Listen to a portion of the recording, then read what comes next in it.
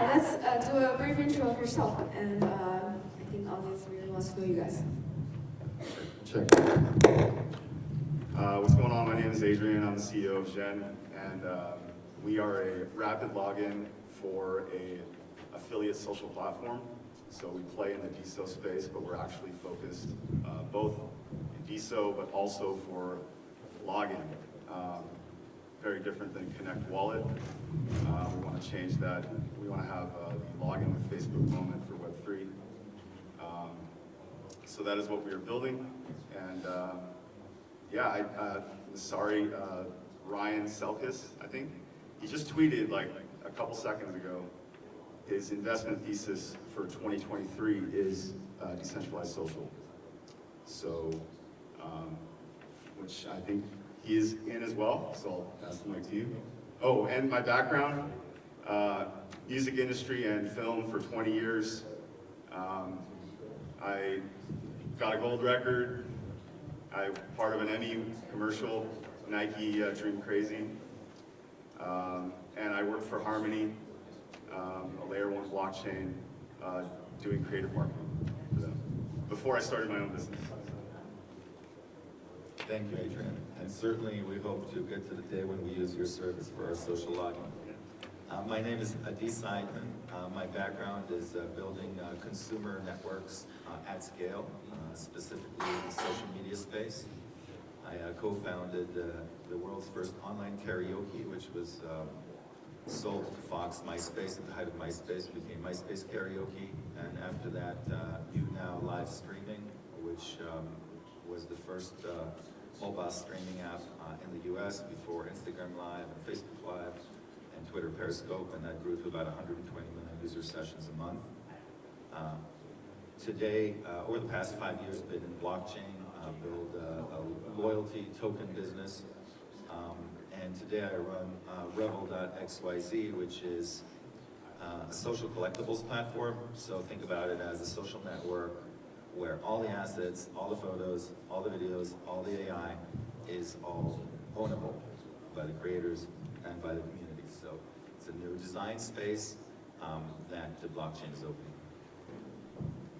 Well, I'm interested in that, in the latter. I'm a professor at Drexel, but I've been in it's been the last 4.5 years focusing on data privacy and data storage. So just stick to that and let's go right to it. So you mentioned about the tweets about investment thesis and also like the social. So I wonder if there's any hot topics for 2023 that you guys are seeing in the industry that maybe you can share with the audience. So hot topics. There's actually a few. One, we need more women in this space. This might just be anecdotal evidence, but you watch these YouTube videos and I've seen the analytics. I won't say from who, but we're looking at like 1 to 5% viewership of female demographic on these. And in May, Tim Draper, who just had a conference here, an investment summit, he actually said that women are going to lead the next bull run for Bitcoin and all that. So I think that is a very important thing that we need to include, find ways to appeal to more women in the space. And then also I think that there's another thing too, interesting topic is Magic Eden, which removed creator royalties from their platform. So as someone who grew up in the music industry, having your royalties just stripped away from a platform is very concerning to me. And the platform that we're building is trying to solve that as well. I think in the inherent nature of decentralization, being able to take your asset anywhere there's been a move because of speculation to remove the royalty. And after talking to my CTO, he said that you cannot actually enforce royalties at the code level. So that's very interesting for him to say, and Not sure about that. sure. Not sure about that. But anyway, I think that those are some interesting topics that are going on right now. So. Thanks. Can you hear me? Hello? So to follow up on the question, and Adrian, I look at things from a consumer media and a social media perspective. So we heard a great lecture about DeFi and legal aspects, etc. And what we are seeing is really a once-in-a-generation technology that is being brought to bear on the mass consumer audience. There's a reason why Facebook is investing billions and billions in Web3. There's a reason why Instagram is coming out with a new announcement every month about their new NFT functionality. And so this is not going anywhere. The only question is, what is it going to look like? And so that's like a once-in-a-generation thing. Now, early adapters who have read the Bitcoin and the Ethereum white papers, etc., have seen this potential and have known about this potential for a decade now. That has spun, a lot of excitement, a lot of funding, a lot of interest. What it hasn't spun yet is mass adoption. And mass adoption is, around the corner, given that in the next 18 months, Instagram is going to be educating, hundreds of millions of people about what it means to actually own their JPEGs. The other, sort of force or strain that is important that's going on that I'm excited about is what we see in the generative AI, where creators and what is a creation and the ability to create is really at everyone's fingertips. And the combination of the ease of ability to create plus the ease of ownership, it's almost like two once-in-a-generation forces coming together at the same time. And I think we're going to see a lot of people working in the social collaboration via generative AI. You see YouTubers, they collaborate all the time. It's like, okay, I have 50,000 followers, you have 500,000 followers, let's collaborate. It's good for me, but it's good for you too, because I'm going to bring you to my audiences. What we're going to see in social media is that kind of collaboration is going to be available to anyone at their fingertips. So, I can send Adrian a message saying, hey, Adrian, I'm kissing you on the cheek in Burning Man, can you approve it? I want to make that into one of my assets. And I have a good reason, because, I like Adrian, and he has an audience that I want to reach to. And he can say no. And so he's managing his own IP in a social fashion. So the design space for this is kind of mind-boggling when you start to think about it, and that's the stuff that excites us. Yeah, that excites me too. And I think that providing the infrastructure underneath that would allow that to happen is my passion. The idea that, and I look forward to kind of talking with you about your platform, because if you're able to facilitate the exchange of ownership of the assets, then you're keeping track of people's identities in a way that gives them control.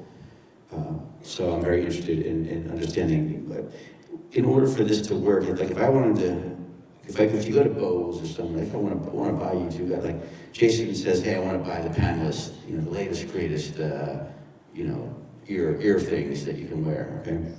And on there it says, if you're an educator or a first practitioner, it says, you can get like 20% off. How do you prove that you're a first practitioner? And I want that to be, they come into like the GoChain ecosystem where we're going to pilot this, and it's like a new SSO, except it's decentralized identity. It's yours. You can have many decentralized identities because your primary keys that are inside LinkedIn are not our concern or our worry. But the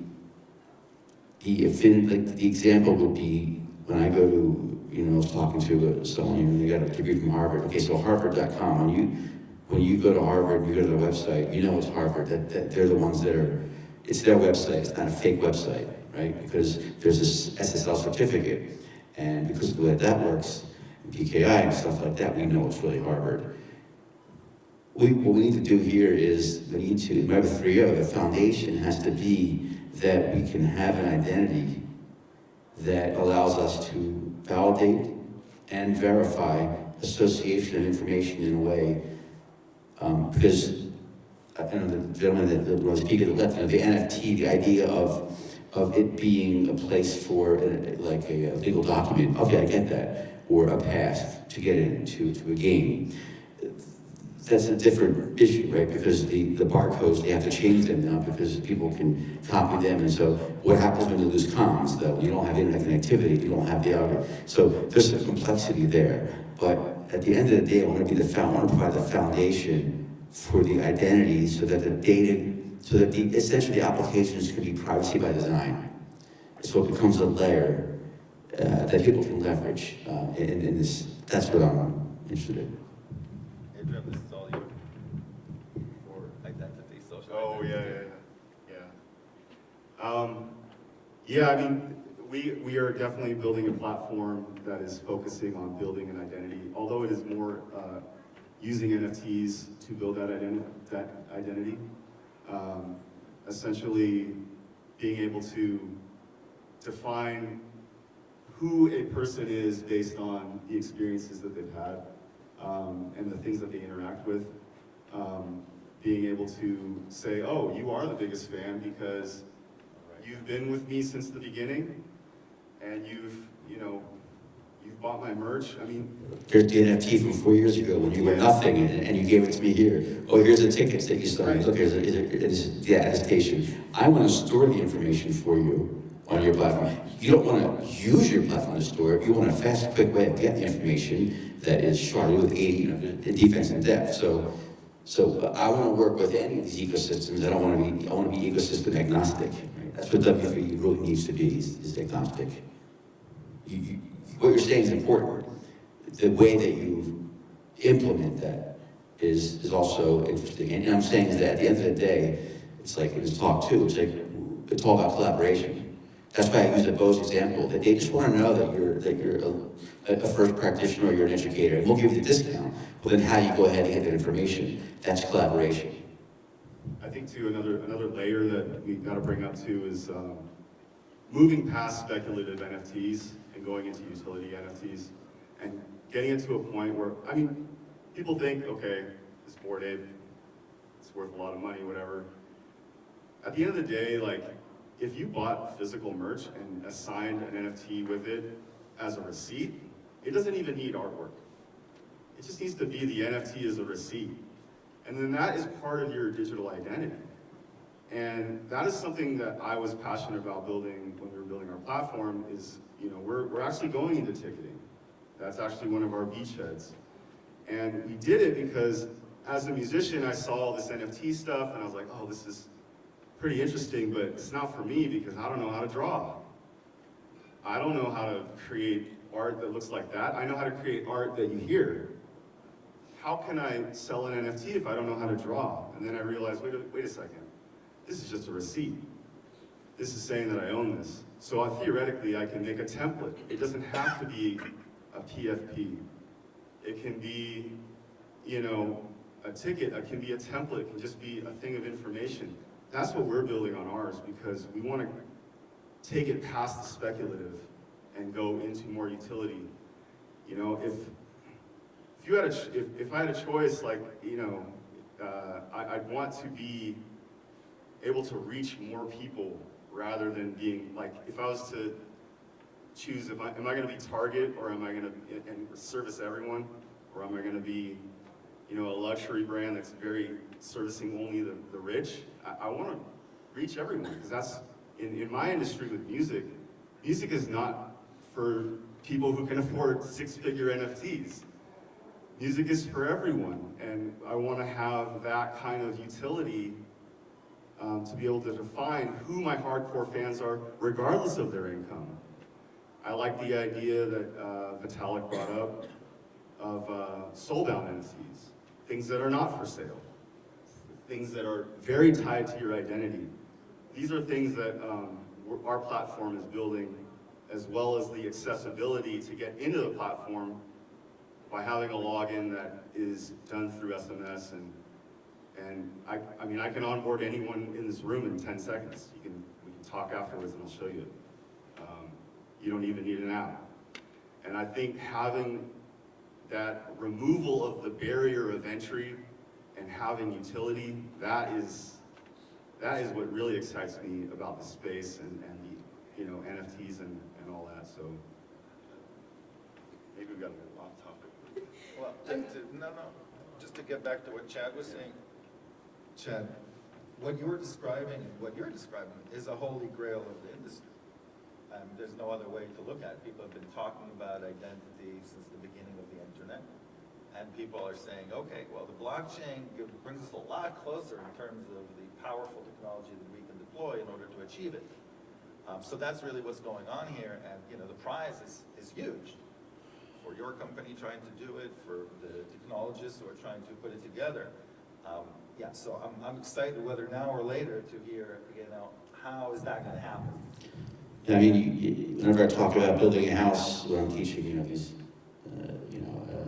data structures of computer science, you need a foundation. The question is, what's the foundation here? And I think we have to think about that. You know, obviously we're trying to transform the ability for singles, individuals, he, she, they, to LGBTQ+, you know, to do whatever they want to do. And what I'm most interested in is the obfuscation of person-identifiable information. It feels personal when information that I have, that about others, that loved ones and other ones, and that gets on the dark web. I mean, that's a lot more than $50 or $150. It's huge. So the only way to deal with it is to do it yourself. You know, you have to own and control the data yourself. So that's a huge issue. So how do you do that? Of course you want to do it for them. Of course you want to make it fast. Of course you want user experience. But at the end of the day, NFT, music, all this stuff, it's awesome. It's all great. At the end of the day, you want to be able to know that what you have is yours and it can be stored and secured. And right now, the disparity between what people think is being collected on them.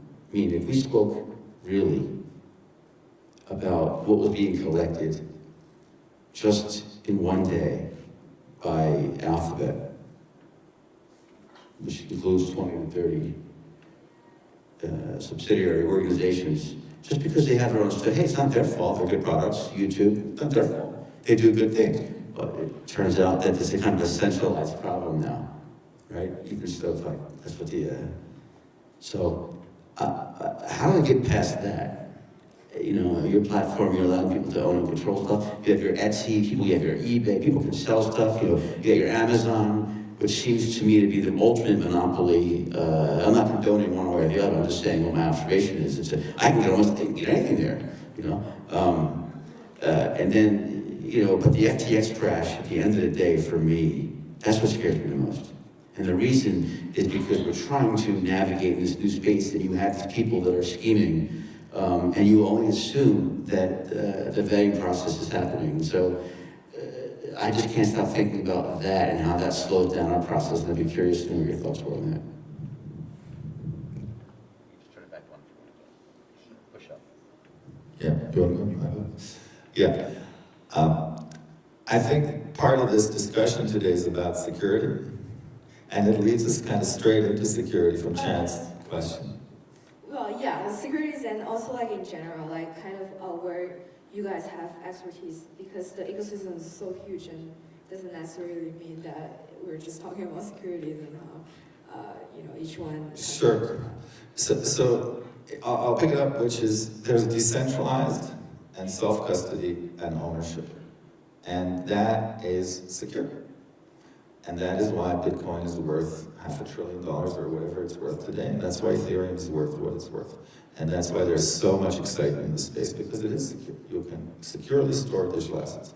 The problem is it's not accessible for regular people, like my sister and my mom.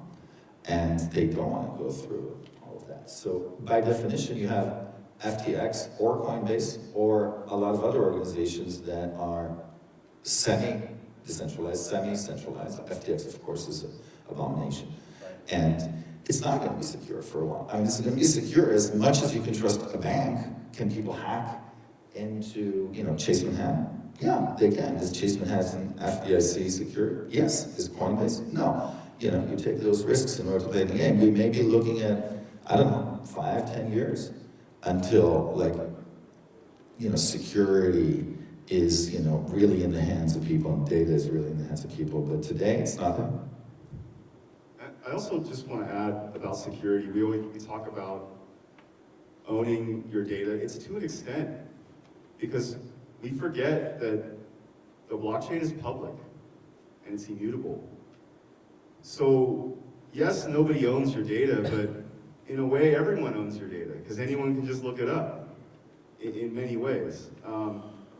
So if you look, there's something very interesting you should check out. I think it's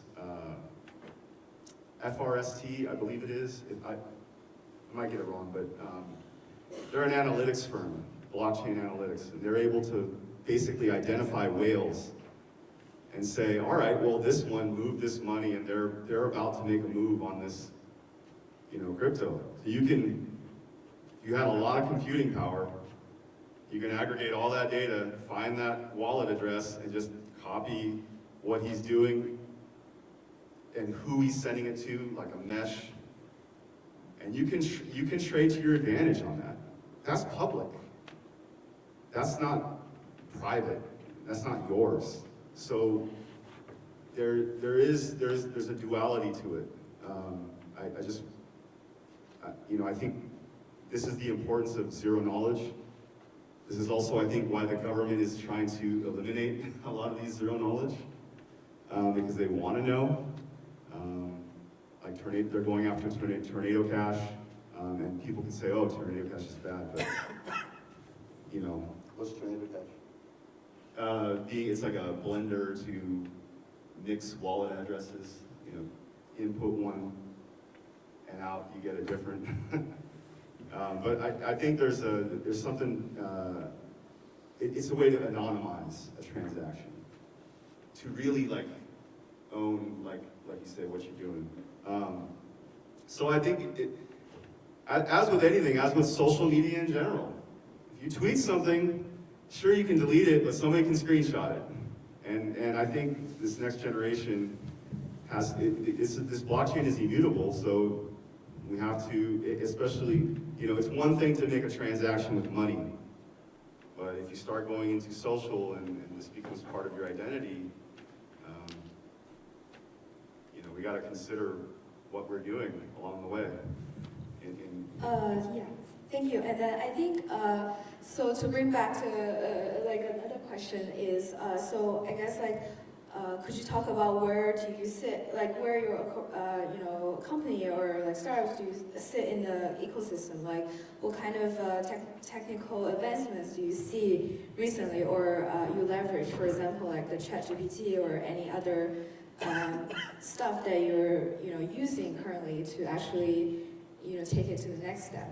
Right, so W3C, Decentralized Identity Foundation, DIF, and W3C protocols for self-sovereign identity, we're taking advantage of all of them.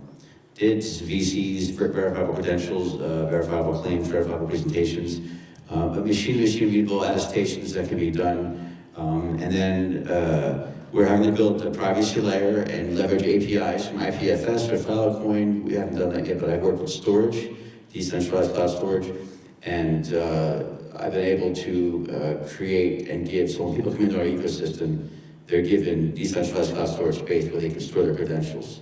How they store them, well, data earn is coming in and getting all these 32s. So Facebook provides you an XML with a manifest, whatever. I haven't looked at the information, I don't really use it, I'm not doing it. But nevertheless, we'll store that information. And so our centralized database, right, in our ecosystem, whatever the application is that's using it, because that's what I'm referring to, not the ecosystem, they'll just refer to a reference. They'll go to the public repository to find what my public DID is. Like you would do to LinkedIn, you would do a search for somebody, you do a search for me, they find it, and then they connect with me, and then in that way, if I wanted to share information with somebody, I could connect with you, you would connect with me, and that connection doesn't exist outside the blockchain infrastructure. That's why we need that, because we need the attestation that you and I have agreed, and then what we do is on a private blockchain, we have a peer-to-peer document, a DID document, and that's just between you and I. And that references my authenticated, verified, validated credentials. And at the end of the day, everything's credential. I mean, everything's an attestation. I mean, kind of. You know what I mean? Like the fact that we're all here right now, we're taking pictures. That picture is an attestation, it's proof, it's an artifact, it's time-stamped. You can take that, it has GPS coordinates, right? I mean, if I had a pacemaker, and God forbid I won't need it, for a little while, they track that as well. And that comes another issue with the IoT and security. So going back to security, I think decentralized exchanges is what we're talking about. We need decentralized costs. We don't want centralized exchanges. That's where the hacks are occurring. We don't want that. Is there another question? How about the other speakers? Where do their applications sit in the hands? Oh, the applications sit. Oh, yeah. Yeah, I just to follow up, what you were describing in terms of decentralized marketplaces, that is key, and that's why FTX happened, etc. The way that it's going to practically potentially work is that Instagram and Facebook and Twitter are going to enable all of their users in a non-fully decentralized manner to own digital assets. Okay. Non-fully decentralized? What is that? It means just like You're not pregnant. it means that you have the potential. If you go to your Coinbase account right now, you can take that Bitcoin. So the reason why 99% of the people are happy to own their Bitcoin through Coinbase is they have the potential to take it out, but they're not taking it out. I'm not saying it's good or bad. I'm just saying what we've seen in terms of mass market adoption has lived on this knowledge that you can, if you care and if you're an advanced user. And I agree that Web3 and the vision, et cetera, is going to lead us to some version of full decentralization. But I think that we're going to see a lot. We're going to see 99% of the people who are adopting it not taking advantage in the early years. Of what? Of the decentralized platforms that are in the background. Well, why do they need to know about this? That's great. If they, that comes to your technological genius to be able to put that together. And I'm saying this very seriously. That's what we want. We want ease of use for consumers. Yeah, because you said sorry. Yeah, I mean, do we all agree here that we want it to be simple? No, you don't want it to be simple? I have so many thoughts about what you're saying. Well, let's go. Talk. I mean, I. Come on up. Sure, all right. Come on up. Why not? It's the end of the day. Come on up. I want to hear. Let's answer. We're here to answer questions. Yeah. You No, come on, Timber. I'm listening and I think Here, we're all listen, very. if we don't answer questions, we'll go to it. So come on up. Here, sit down. I'll sit here. All right. Okay, so first of all, kudos to everybody who's Yeah. sticking out all day. I'm Susan Brazier, I'm the CEO of Lionshare Media, and I am also on the board of Global Women in Blockchain for the past 7 years, so it's not my first day at the rodeo. And so, but I just want to say, I am in the premium entertainment industry, so since we're in Los Angeles, I want to address that a little bit, because when we're talking about social, everyone's an artist these days, right? Anybody could do an AI. I'm using, all these new copyright, and there's just a lot of fun that we're all having with Lensa.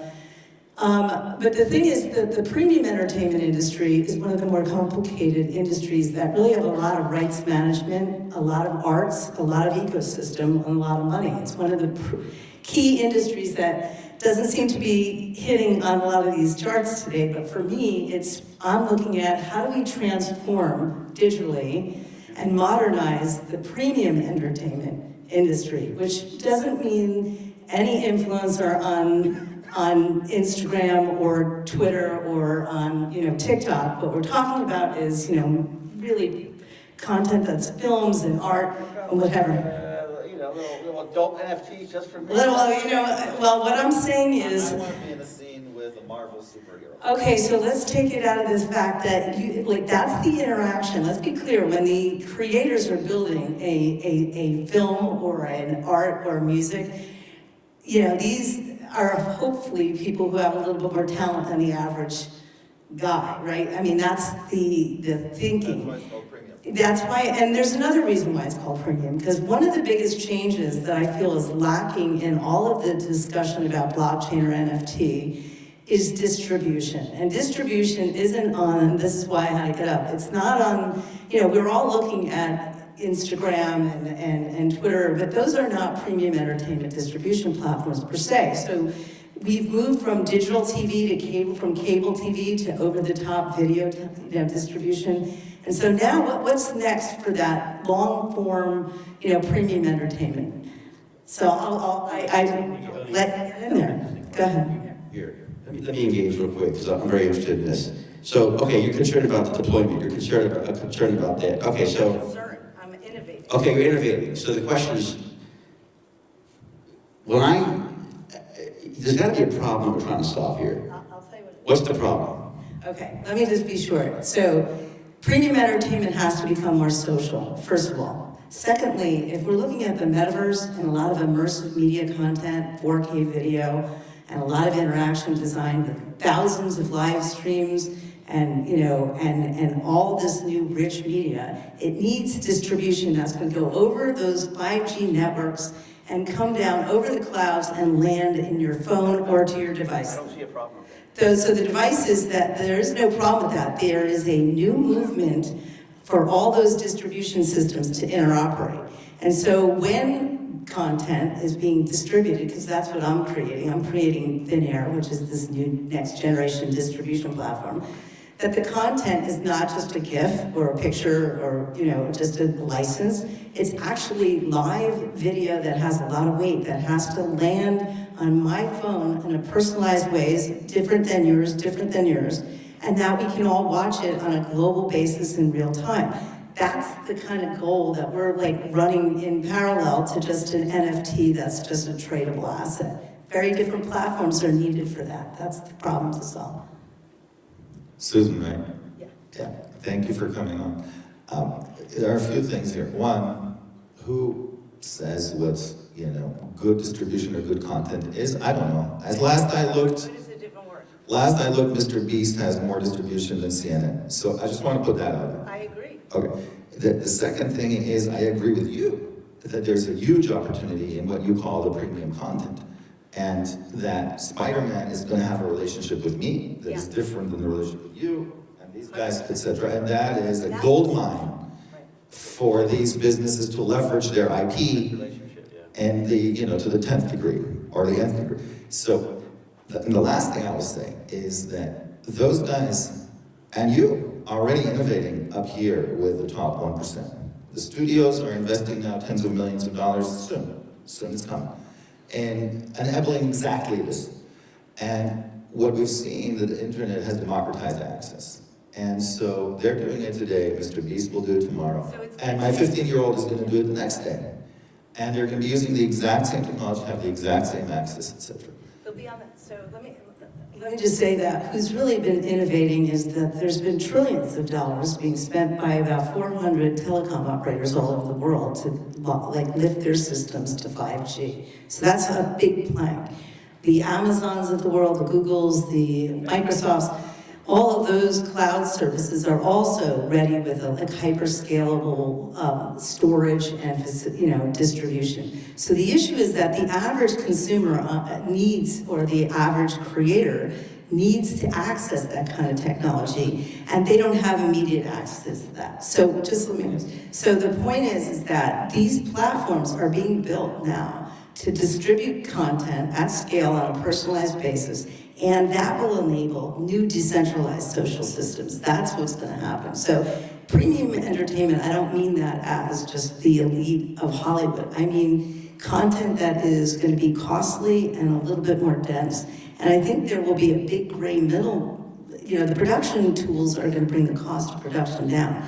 The issue is, how do you get decentralized distribution where you're not on a centralized server that controls the business rules? That's what's coming, that's what's new. NFTs are a very critical part of that, but they're a part of that. They're not all of that. So it's a new infrastructure that needs to come out for media distribution.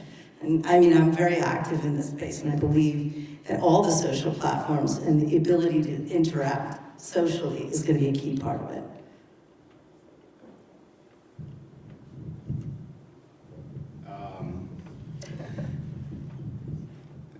You're gonna need a lot of lawyers to wade through all those contracts for the existing IP.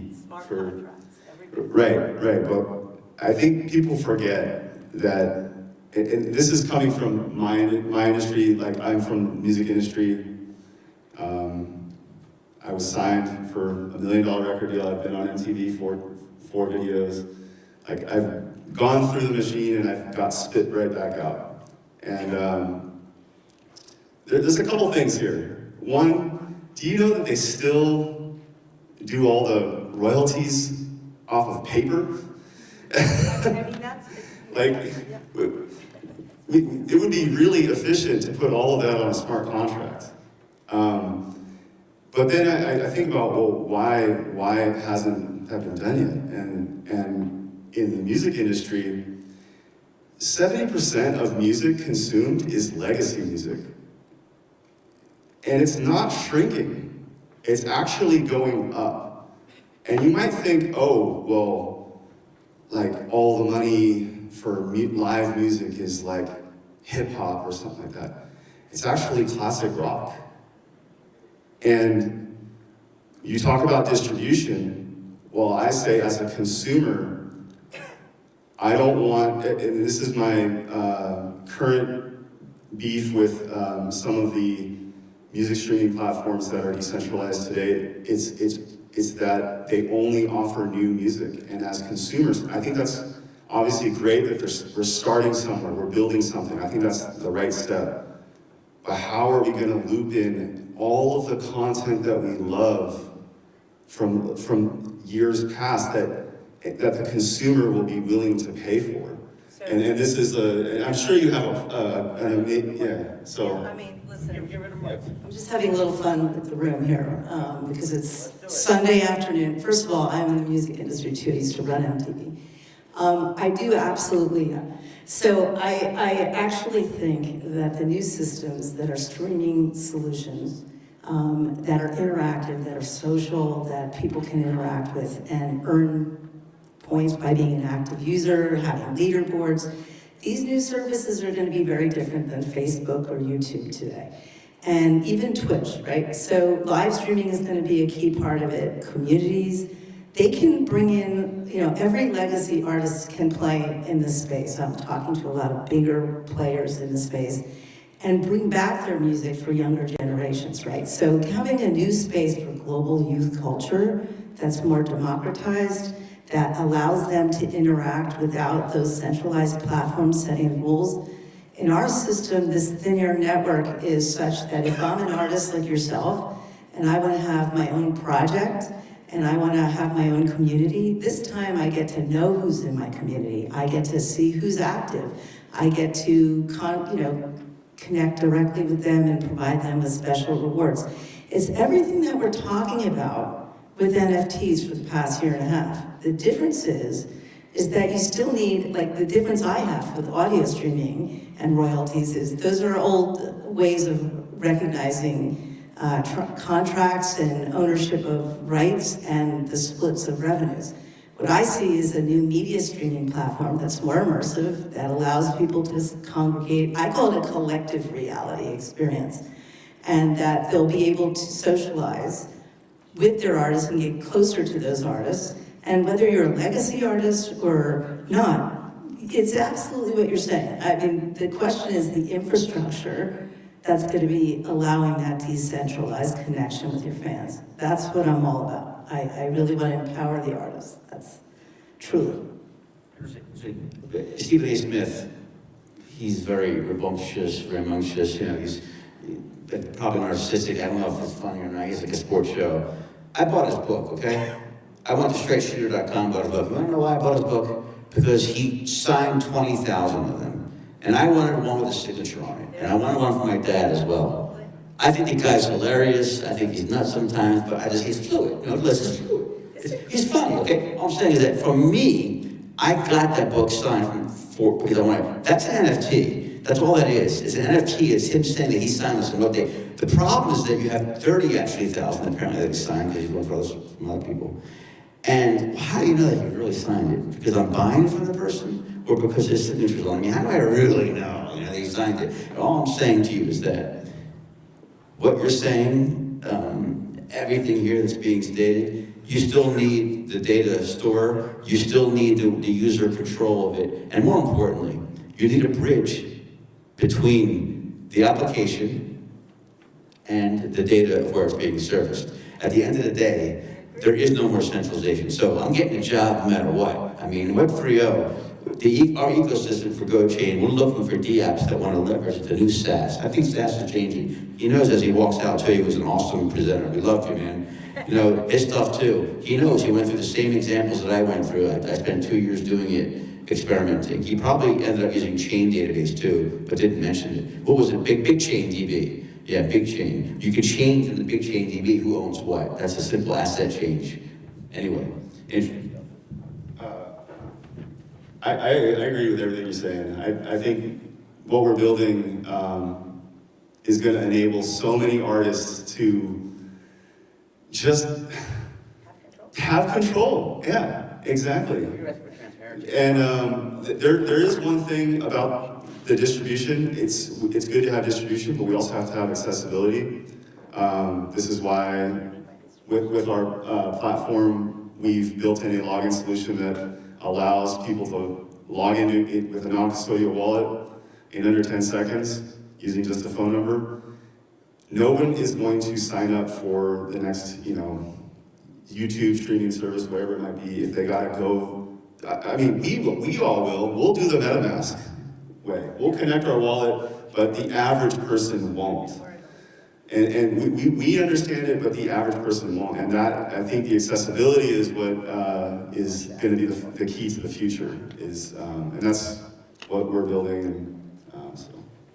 I just wanted to say for the last stragglers here, the one thing about NFTs that, when we listened earlier to a young woman who was describing her first experiences with NFTs have a real value in the content graph. Meaning if you're doing content first, right, and instead of searching for it, and it's tracked by an intelligent new content management system, that's where the conference yesterday, that was an AI conference, really kind of interlocks with the idea of what blockchain is, right? So you need to have all of these technologies, integrate and make sense, right? So it's not enough to just have logon. You need to track and trace everything. You need to be able to kind of worry about that user experience.